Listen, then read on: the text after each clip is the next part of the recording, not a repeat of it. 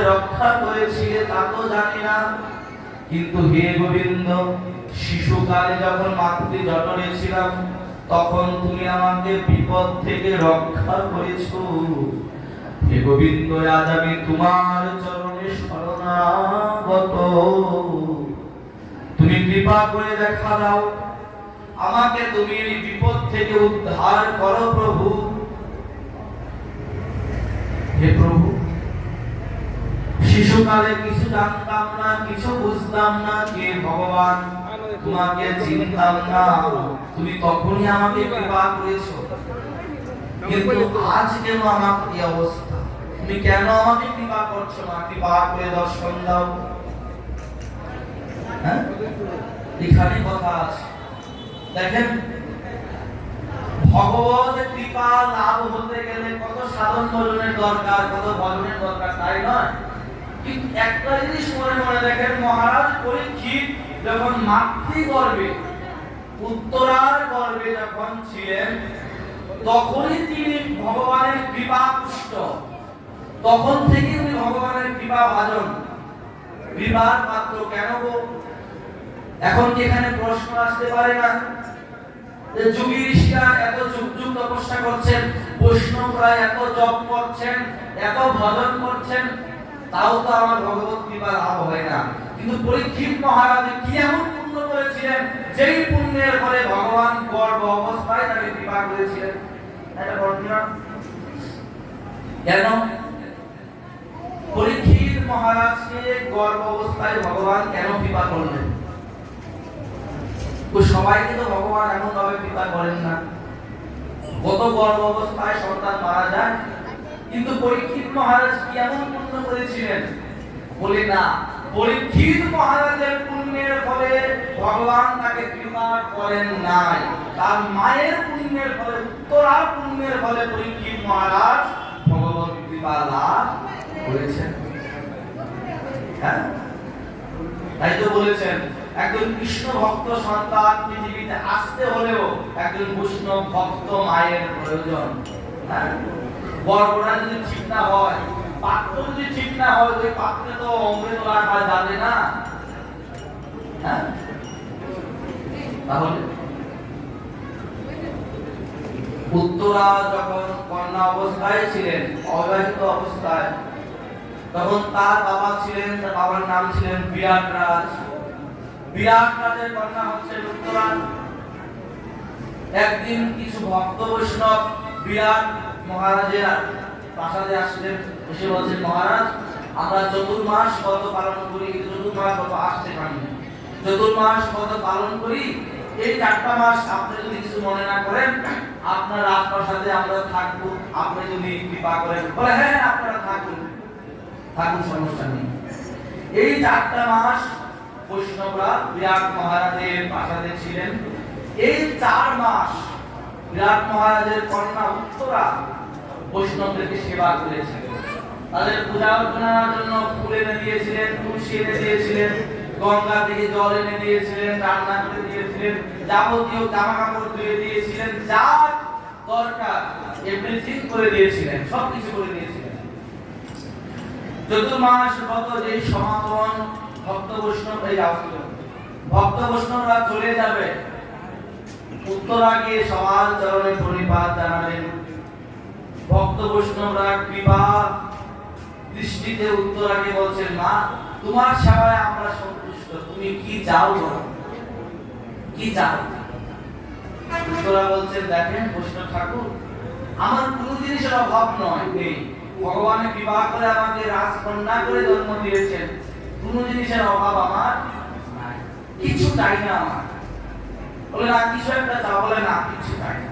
বলে, দেখো, তুমি যদি নাও চাও, আমরা জোর করে বলে তোমাকে কিছু দিয়ে যাব, আশীর্বাদ করলাম। তোমার যখন বিয়ে হবে, তোমার বিয়ের পর তোমার এই গর্ভে একজন কৃষ্ণ ভক্ত সন্তানের জন্ম হবে, যেই সন্তানের জন্য কলির যুগে, আগত কলির যুগে ভাগবত ধর্ম প্রচার হবে। আশীর্বাদ করলাম। জয় জয় মহারাজ পরীক্ষিত কি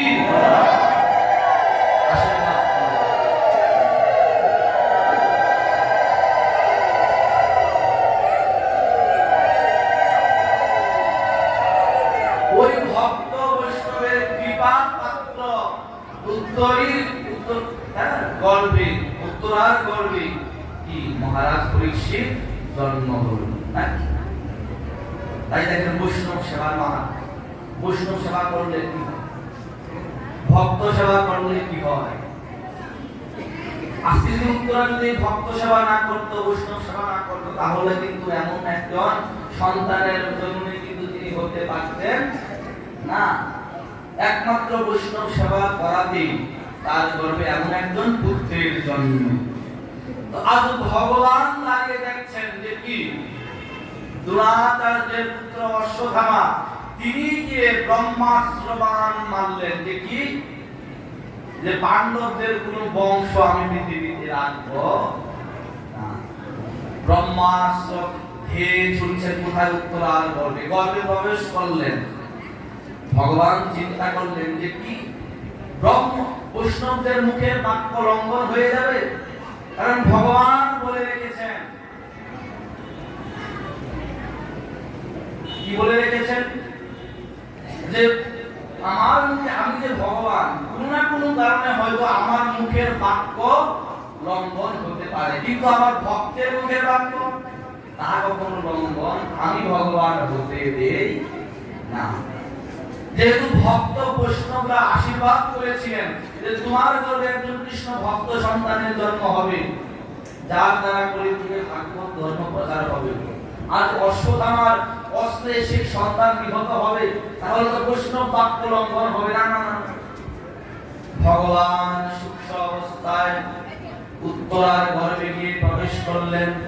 ওইখানে ভগবান দাঁড়িয়ে রইলেন। যেই ব্রহ্মাস্ত্র ঢুকলো গর্ভে, ভগবান বলছেন ব্রহ্মাস্ত্রকে কি তুমি এখানে কোনো ক্ষতি করতে পারবে না, আমি ভগবান এখানে প্রভুই হয়ে দাঁড়িয়ে আছি। বৈষ্ণবদেরকে ভগবান কত ঊর্ধ্বে রেখেছে। বৈষ্ণবের বাক্য রক্ষার্থে ভগবান প্রহরী হয়ে দাঁড়িয়ে আছেন। আরে ছাড়িয়া বৈষ্ণব সেবা, আরে বিস্তার পেয়েছে কেবা, আরে অনুক্ষণ খেদ উঠে মনে, আরে নরোত্তম দাসে কয় জীবের উচিত নয়, নরোত্তম দাসে কয় জীবের উচিত নয়, শ্রী গুরু বৈষ্ণব সেবা বিনে রে ভাই, শ্রী গুরু বৈষ্ণব সেবা বিনে। বৈষ্ণব ভক্তদেরকে ভগবান কত উপরে রেখেছেন। ভক্তের কথা, ভক্তের বাক্য রক্ষার্থে ভগবান আজ প্রহরী হয়ে দাঁড়িয়ে আছেন। ব্রহ্মাস্ত্র তুমি পরীক্ষিতকে বধ করবে, গর্ভের সন্তানকে বধ করবে, করো, আমাকে ভক্ত করে তারপর তাকে বধ করতে হবে। পারলেন না, ব্রহ্মাস্ত্র ফেরত পেলেন, ভগবান রক্ষা করলেন, প্রহরী হয়ে ভগবান দাঁড়িয়ে রইলেন। তাই পরীক্ষিত মহারাজ আজ কাঁদছেন, হে ভগবান, যখন আমি শিশুকালে মাতৃগর্ভে ছিলাম তুমি তখন আমাকে রক্ষা করেছিলে, তুমি আমার জন্য প্রহরী হয়ে দাঁড়িয়েছিলে, কিন্তু হে গোবিন্দ তাহলে কেন আজ আমার দশা এমন হলো?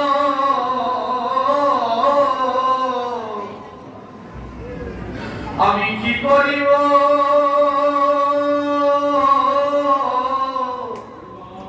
আমি কোথায় যাব?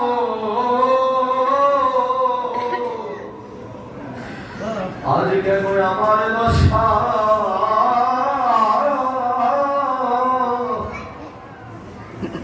আমার এমন হলো?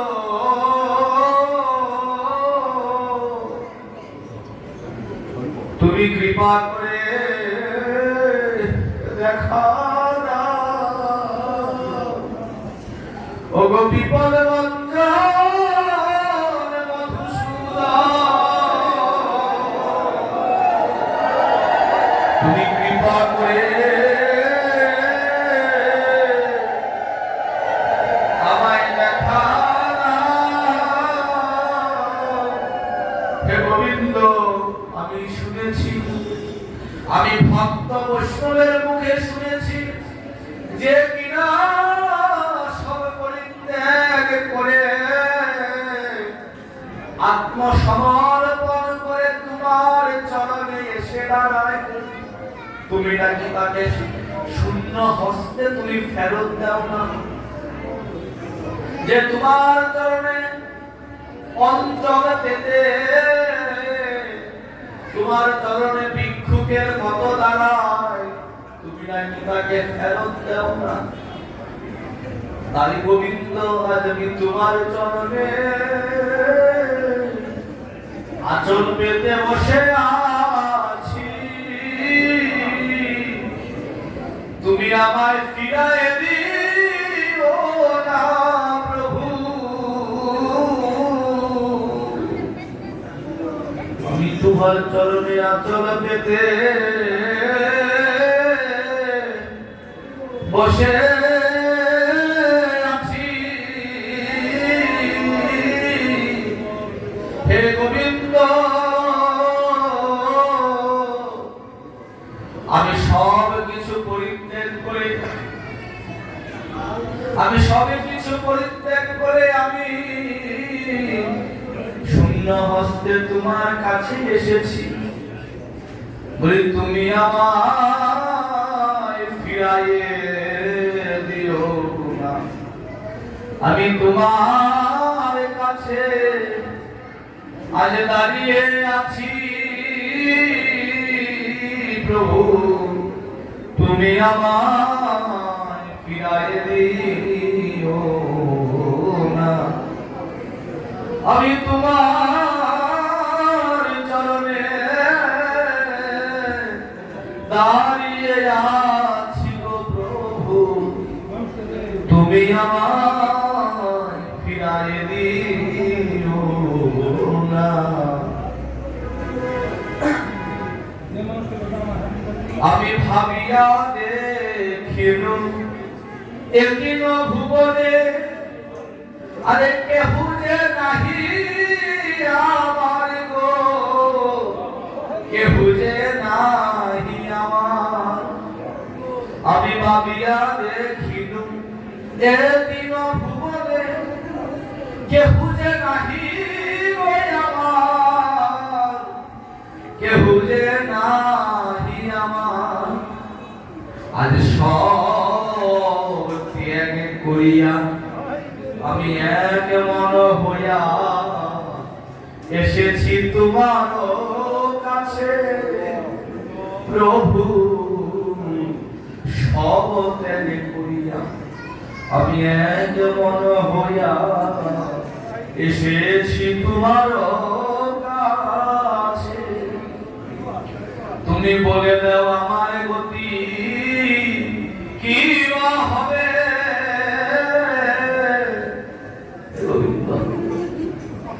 তুমি বলে দাও আমার গতি কিবা হবে। কেন আমি যে বৈষ্ণবের চরণে অপরাধী, আমি বৈষ্ণবের গলায় মৃত সর্প ঝুলিয়ে দিয়ে এসেছি। আমি যে বৈষ্ণবের চরণে অপরাধী গোবিন্দ। কৃষ্ণ,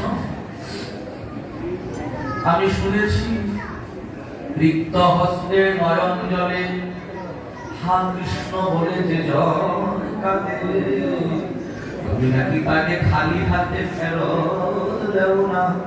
কৃপা করো হে গোবিন্দ।